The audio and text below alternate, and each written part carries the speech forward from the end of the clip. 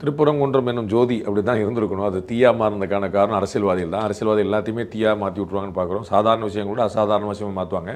இது ஒரு நீதிமன்றத்தில் வழக்காடி இருக்க வேண்டிய விஷயம். அதில் ஒரு அனுமதி கொடுத்துருந்தா அன்னைக்கு ராம ரவிக்குமார் என்கிறவர் வழக்காடி அவருக்கு இதுக்கு அனுமதி கொடுத்துருந்தது.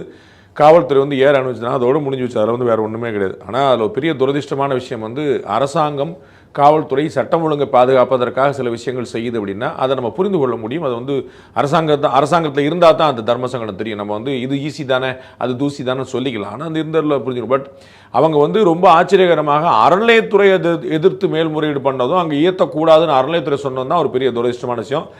ஆன்மீகத்தில் அரசியல் ஈடுபடக்கூடாது, கோவில்களுக்குள்ள அரசியல்வாதிகள் வரக்கூடாது, அரசியல் தன்மையோட அரசாங்கங்கள் வரக்கூடாதுங்கிறதுக்கான ஒரு நல்ல உதாரணம் அதுதான். கோவிலில் வழிபாட்டுக்கு எந்த தொந்தரவும் வராமல் வெளியிலிருந்து நிதி நிர்வாகத்தை மட்டும் பண்ண வேண்டிய ஒரு அறநிலையத்துறை கோயிலுக்கு உள்ளே புகுந்து விளக்கு எங்கே ஏற்றலாம், ஜோதி எங்கே ஏற்றலாம், தீபம் எங்கே ஏற்றலாம்னு சொல்ல கிளம்புனது தான் துரதிர்ஷ்டத்துடைய உச்சம். அறநிலையத்துறைக்கு அந்த மாதிரி எந்த அதிகாரமும் கிடையாது. எங்கே ஏற்றணும் எங்கே ஏற்றக்கூடாதுன்னு சொல்கிறதுக்கு பெரிய துரதிர்ஷ்டம். உத்தரவும் அறநிலையத்துறைக்கு போடப்படுகிறது.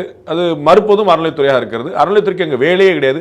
கோயிலில் இருக்கக்கூடிய பூசாரிகள், பட்டர்கள், குருமார்கள், சிவாச்சாரியார்கள் இவர்களுக்கு தான் அந்த உத்தரவு போட்டிருக்கணும். அறநிலையத்துறை தீபம் ஏற்றுறதுக்கான அதிகாரத்தை எங்கே பெற்றது? தீபம் இங்கே ஏற்றலாம் அங்கே ஏற்றலாம்னு சொல்கிறதுக்கான அதிகாரத்தை எங்கே பெற்றது?